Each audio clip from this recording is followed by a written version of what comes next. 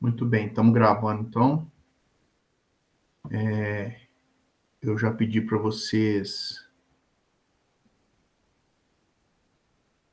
irem abrindo na página 55, né? Por quê? Porque a partir da aula de hoje nós vamos começar o estudo do módulo 4, né? Também a gente pode denominar como capítulo 4 do nosso material, que é o estudo sobre Aristóteles e o helenismo. Ao estudar Aristóteles e o helenismo, nós estamos estudando a transição entre o período da filosofia chamado período clássico, né? Lembrando que nós estamos tratando de filosofia antiga, então nós temos aqui o período clássico e essa transição por meio do helenismo para o período propriamente chamado período helenístico, né? O período helenista, em que há neste período, 4 grandes correntes de pensamento filosófico que culminam no fechamento do estudo da filosofia antiga, né? Então, nós vimos nas aulas anteriores dois dos grandes representantes da filosofia clássica grega, que foi Sócrates e Platão, e a partir da aula de hoje, então, nós iniciamos o estudo de Aristóteles, que é, então, esse terceiro grande pensador da filosofia clássica grega. E dentro deste mesmo capítulo, como eu antecipei para vocês, nós encerraremos o período clássico e entraremos no estudo referente à corrente helenística, né? Acompanhando aí a página 55, a gente tem um título que é bem sugestivo, né, para o assunto do nosso debate, que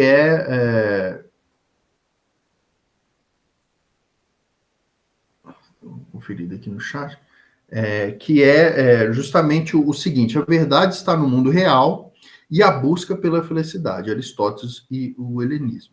Por que esse título ele está denominado dessa forma? A verdade está no mundo real. Porque aqui, gente, há uma contraposição muito clara com o pensamento de Platão. Nós sabemos que há uma escala aqui de discípulos, né? Nós temos primeiro Sócrates como com o seu debate com os sofistas que dá origem, né, ao chamado período clássico da filosofia, a chamada virada antropológica no pensamento filosófico, em que começam a entrar questões sobre ética, sobre política, no campo da filosofia. E em Platão, especificamente, que é esse discípulo de Sócrates, há o que o nosso material didático chama de a invenção da metafísica, a criação da metafísica. Por quê? Porque para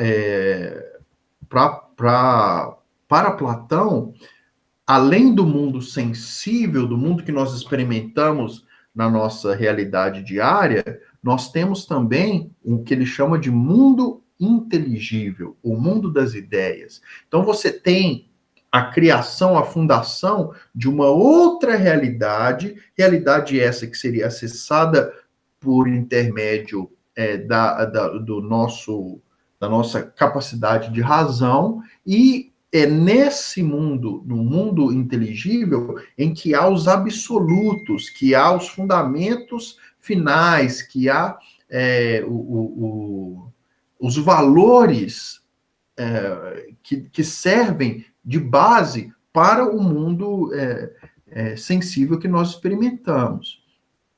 Então, quando o material didático de vocês traz a ideia de que a verdade está no mundo real, é, de fato, uma inovação que o Aristóteles ele traz em comparação ao seu também professor, que foi Platão. Né?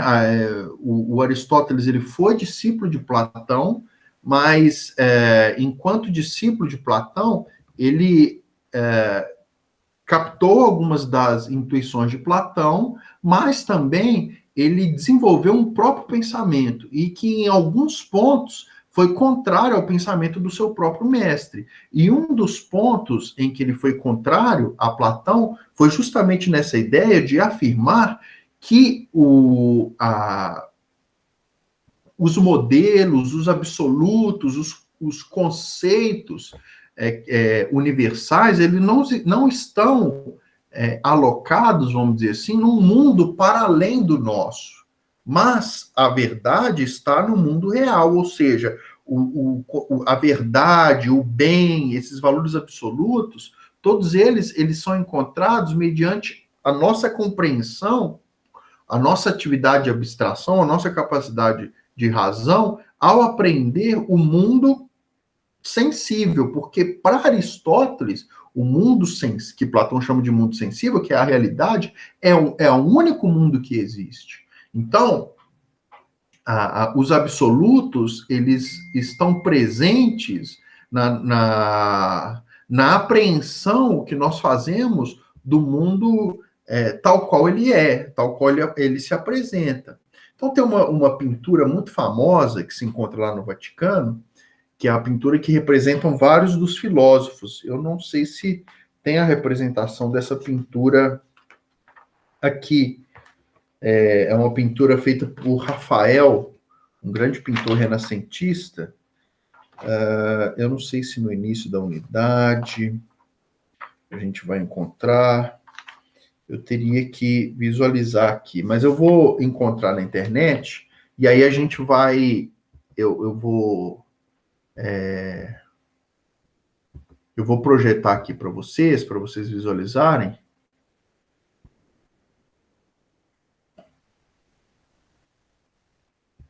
Para que a gente consiga ter uma visão do que eu quero dizer com esse parâmetro, essa comparação entre um pensamento de Platão e Aristóteles, nesse campo, né?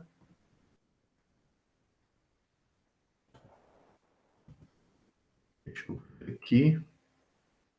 O nome da pintura é Escola de Atenas.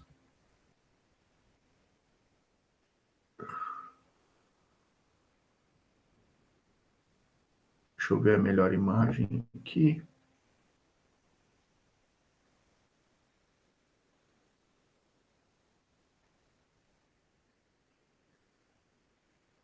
Bom, vou pegar essa aqui, a primeira aqui.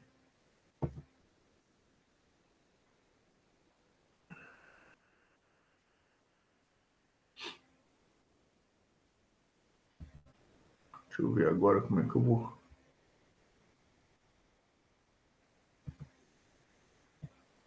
compartilhar isso aqui.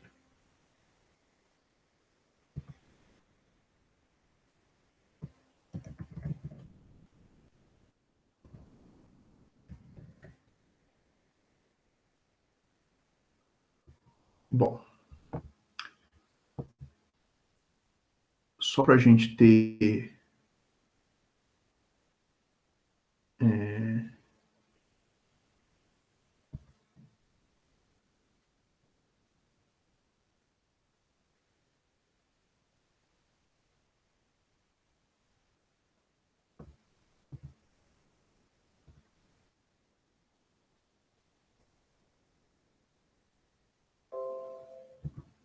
aí que tá dando erro aqui.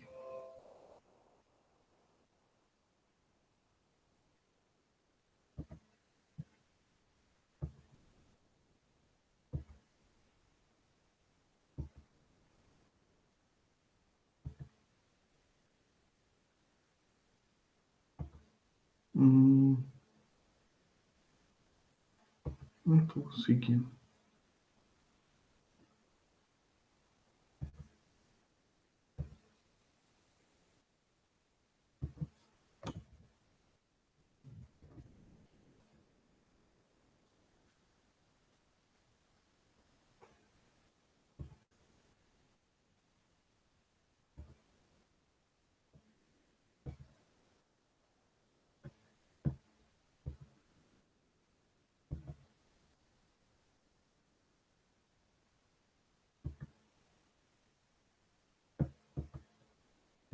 Foi.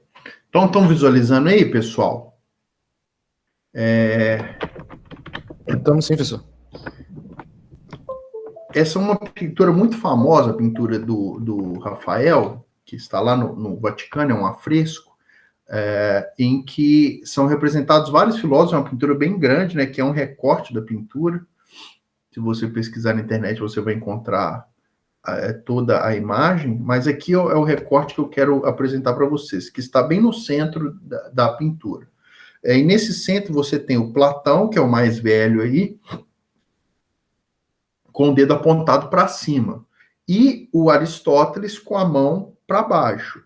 E o que isso quer dizer? Quer dizer justamente essa problemática que eu estou trazendo para vocês.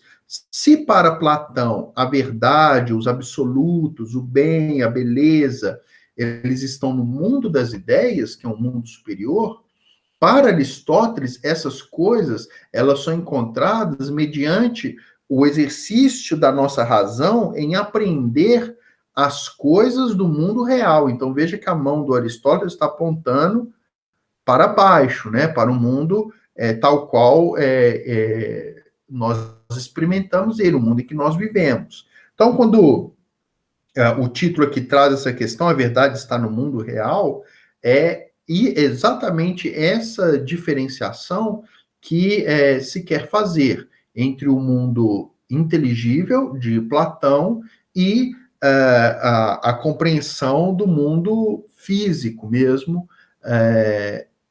que é muito valorizado na filosofia do Aristóteles. Eu vou encerrar aqui o compartilhamento, eu acho que a imagem lá já cumpriu o seu papel. E aí, então, nós temos essa questão, né? Aristóteles, a importância da realidade sensorial, que vai trazer essas questões, né? Se você pegar aí o segundo título, ainda na página 55, as diferenças e objeções entre Aristóteles e Platão, o texto vai estar dizendo, em suma, isso que eu acabei de explicar para vocês. Eu acho que vale a pena a leitura, e essa é uma das questões da prova. Você deve saber identificar as diferenças entre Platão e Aristóteles. Indo para a página 56, nós temos aqui o título A Metafísica. Nós já sabemos, pelos nossos estudos, que nós temos caminhado aí desde os pré-socráticos, que a metafísica é uma das áreas de estudo da filosofia. É essa área que estuda os fundamentos da realidade, ou a essência, há uma espécie de essência última da realidade, um princípio último que estabelece tudo que existe, que fundamenta toda a realidade. Então, isso é o estudo da metafísica, né? O Aristóteles, ele vai usar o termo filosofia primeira para lidar com essa questão. A palavra metafísica ela surge a partir de um discípulo do Aristóteles, e a partir desse discípulo é que o nome se estabelece na filosofia. Na própria linguagem de Aristóteles, o termo que ele usa é filosofia primeira, né? Que ele chama do estudo do ser enquanto ser, do estudo dos entes, das coisas, qual é a base explicativa da essência das coisas, o que faz uma coisa ser o que ela é. Então, são questões assim, possivelmente alguns vão considerar a metafísica uma das áreas mais difíceis de toda a filosofia, porque é uma área de muita abstração, mas, em poucas palavras, a gente poderia dizer que trata dessas questões, tá? Uma outra coisa importante que nós devemos mencionar quando nós estudamos Aristóteles é o estudo que Aristóteles tem sobre a lógica, né? O nosso subtítulo aqui vai, inclusive, chamar Aristóteles como o pai da lógica, né? Ou também usando o termo lógica aristotélica. O Aristóteles, ele vai apresentar, ele é o primeiro cara assim, que vai destrinchar bastante sobre as formas de argumentação, ou as formas válidas de argumentação. O que é a lógica? Quando você fala assim, isso aí que você falou não tem lógica. O que quer dizer a lógica? Então, a lógica é esse estudo também ligado à filosofia, e que Aristóteles vai trazer, né? Todo um raciocínio, toda uma argumentação explicando os princípios da lógica, que vai definir se um argumento é válido ou não. Então, em poucas palavras, é disso que se ocupa a lógica, né? Então, quando você vai para a segunda coluna aqui, você vai encontrar os tipos de argumentos, né? No quadrado da coluna anterior tem uma explicação que é argumentos, algumas questões conceituais. Eu acho que vale a pena depois você ler, né?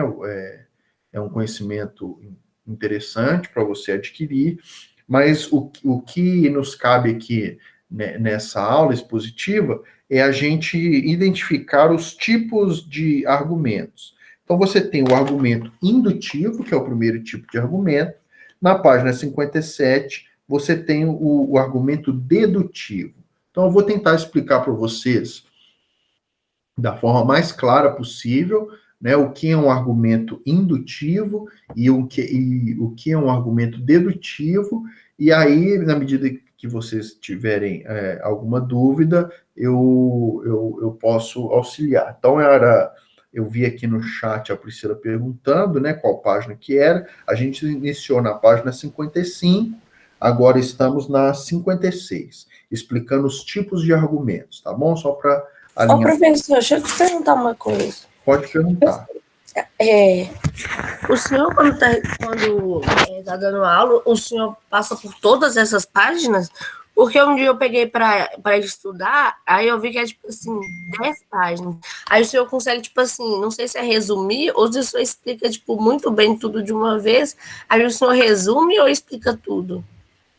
Porque tem outra informação aqui que eu acho até meia, tipo assim, desnecessária.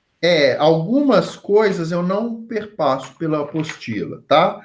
Normalmente, o que eu não perpasso? Às vezes a introdução do capítulo, que é uma parte mais de literatura, assim, uma introdução, uma contextualização. Então, normalmente eu não passo, e talvez algum aspecto aí eu dou uma ênfase menor, né? E foco mais em assuntos que eu entendo que são mais relevantes para o conhecimento de vocês. Então, o que é importante? É importante você focar bastante nas aulas, né? Uma das vantagens dessas aulas online é que elas estão todas gravadas, todas postadas no YouTube, e você pode ver ali os conteúdos que eu tratei com mais ênfase, e são esses conteúdos que eu tratei com mais ênfase que vão estar mais presentes na prova. Eu enviei já para a coordenação, eu não sei se eles já passaram para vocês, os roteiros de estudo, né, para a prova. Então, quais são as páginas que vão cair e tal. Então, em linhas gerais, né, é bom você correr o olho nas páginas, dar uma lida, focando, né, focando nos assuntos que eu expliquei com mais detalhe durante a aula, entendeu? Então, assim, obviamente, minha fala é bem resumida aqui, né? Eu não consigo seguir linha a linha do texto da apostila, mas eu tento pegar as principais ideias do capítulo e, na medida que a gente vai achando sensato, a gente vai citando aqui, inclusive, os títulos, né, das divisões aí do capítulo, os subtópicos, os itens aqui, a gente vai mencionando para vocês irem situando durante a explicação da aula e acompanhando aí no material.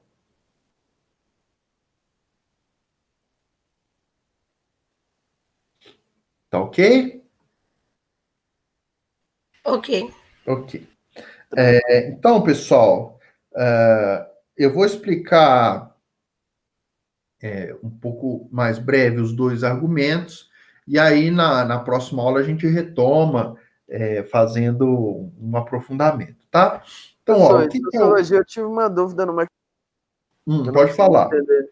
Não, em sociologia, só para você consegue me lembrar, porque provavelmente eu vou esquecer. Tá, eu te lembro.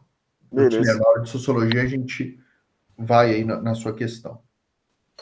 Deixa eu só concluir aqui esses dois tipos de argumentos e a gente encerra a aula. Tô com um pouco de alergia, gente. Tô com um incômodo na garganta absurdo por causa de alergia. Mas vamos lá. Tipos de argumentos. Então, a indução. O que é indução? A indução é a forma de você chegar a uma conclusão em que você parte de abordagem de vários argumentos, de várias constatações, e por meio dessas várias constatações, você conclui, você tira uma conclusão ampla. Eu vou dar um exemplo para ficar um pouco mais claro para vocês, mas tentando discernir o conceito. É você pegar uma série de experiências particulares, de constatações, e transformar essas experiências em um conhecimento mais unificado. Então, um exemplo bem prático. A gente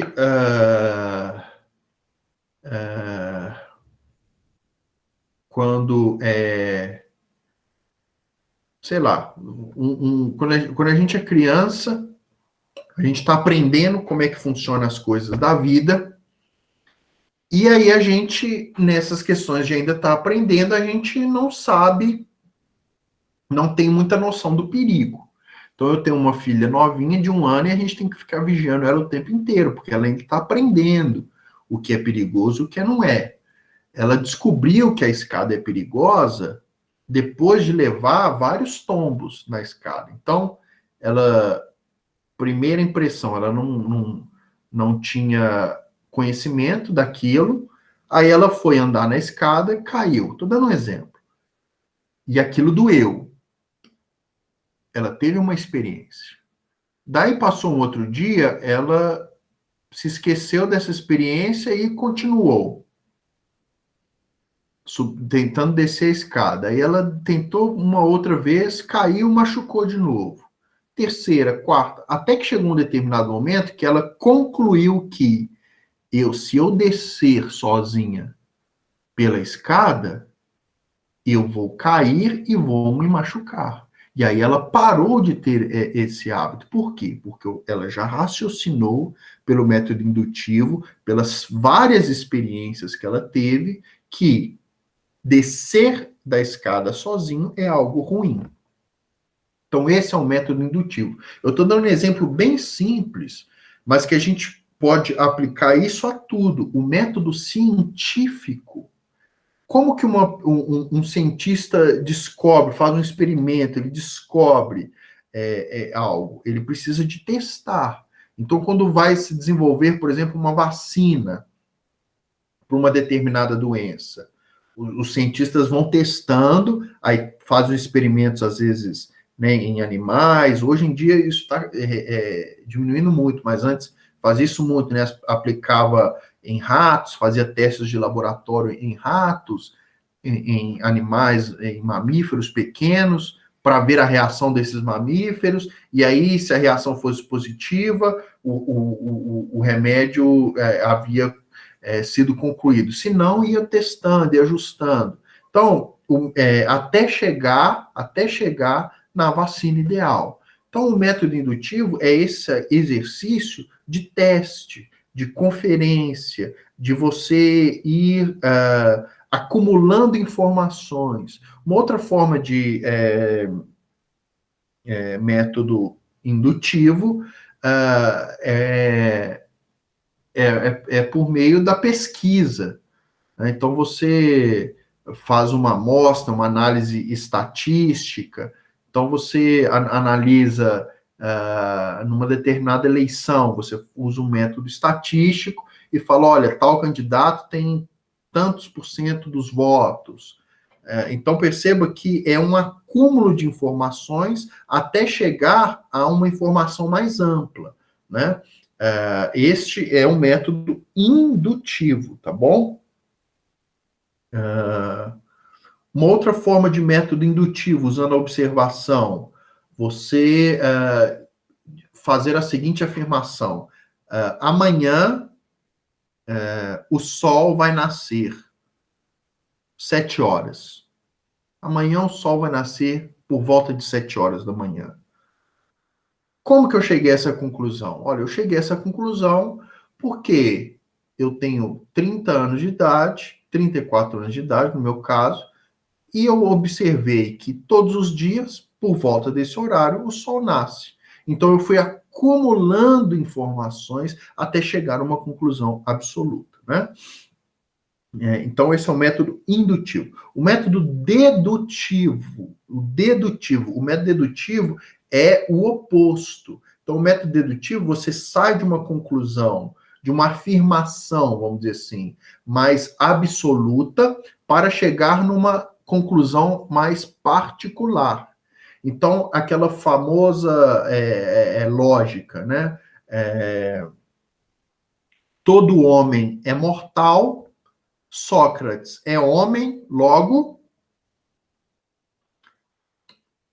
o quê, pessoal? Oi, professor. Sócrates é mortal. Sócrates é mortal. Então, essa é a conclusão. Então, nós saímos de uma afirmação mais absoluta. Qual é a afirmação absoluta? Os homens são mortais. Se o Sócrates é um homem, logo, então, eu concluo que Sócrates é mortal. Então, veja o processo argumentativo de algo mais absoluto, de algo mais geral, para algo mais particular. Então, esse é o método dedutivo. O método indutivo é o oposto. Ele sai do mais particular para alcançar uma afirmação mais geral. Então, eu faço uma avaliação dos candidatos, faço uma amostra estatística de votos e chego a uma afirmação: tal candidato tem o maior índice de votos, né? Esse é o indutivo. Como eu expliquei, estou reforçando, estou revisando, o dedutivo é o contrário, tá ok? Tem um quadrinho laranja aqui na página 57 e nós vamos encerrar a aula de hoje tratando desse quadrinho. Então, o exemplo, todo ser humano é mortal, Sócrates é um ser humano, logo Sócrates é mortal. Vamos destrinchar esse raciocínio, essa argumentação. Então, afirmar que todo ser humano é mortal é uma premissa. O que é uma premissa? Uma premissa é um argumento que vai levar a uma conclusão. Então, isso é uma premissa. Essa premissa é chamada de premissa maior, por quê? Porque ela é mais geral.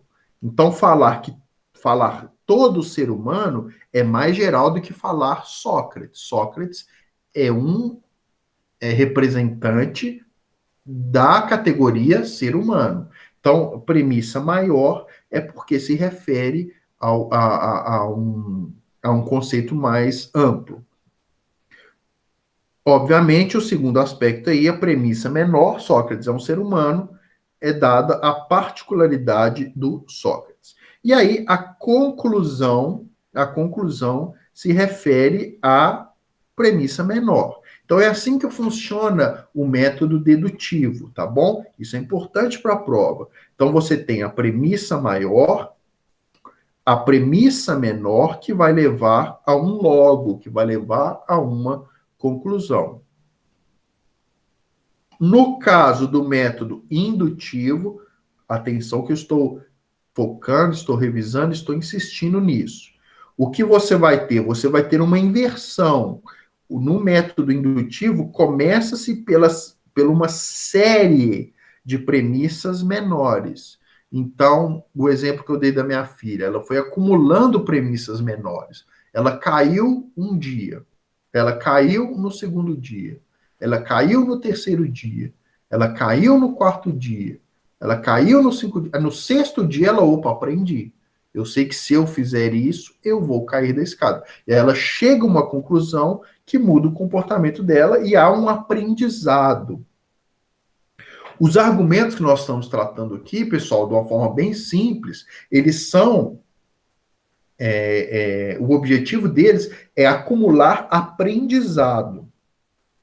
Tá bom? Então você tem esses dois métodos trazidos pelo Aristóteles.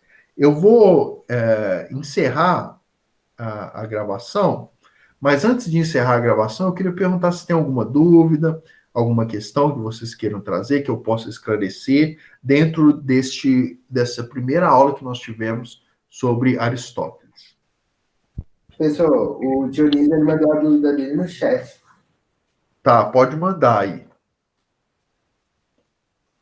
Ah, ele mandou, né? Ah, tá. Professor, então. A indução é uma forma de raciocinar através de experiências próprias, e a dedução seria uma forma de raciocinar através de experiências dos... Dionísio, não necessariamente experiências próprias, tá? Mas experiências de alguém. Por exemplo, a estatística é um método que não necessariamente é uma experiência da própria pessoa, mas ele toma aquilo como um raciocínio de si baseado no teste que outras pessoas fizeram, né? Mas a ideia de experiência, de alguma forma, ajuda a gente a entender um pouquinho, né?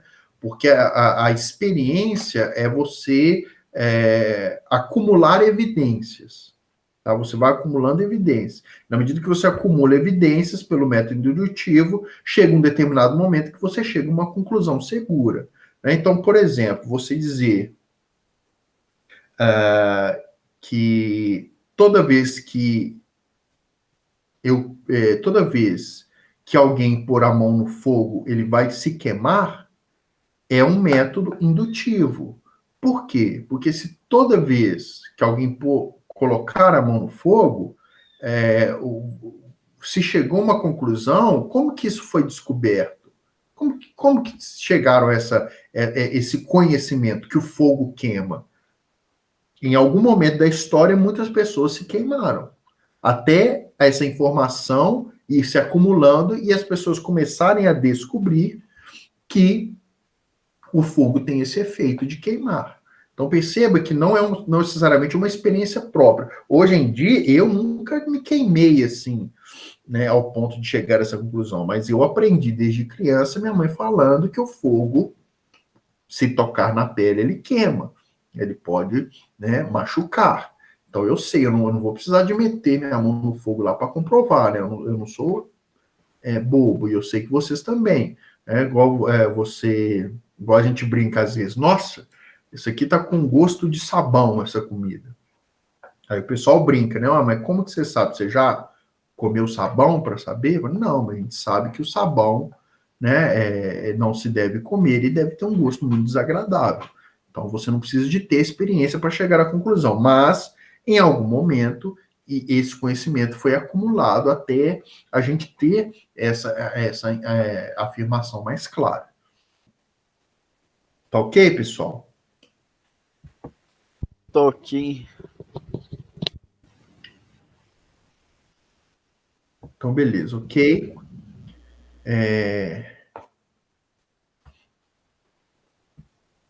Eu já identifiquei a presença aí de vocês.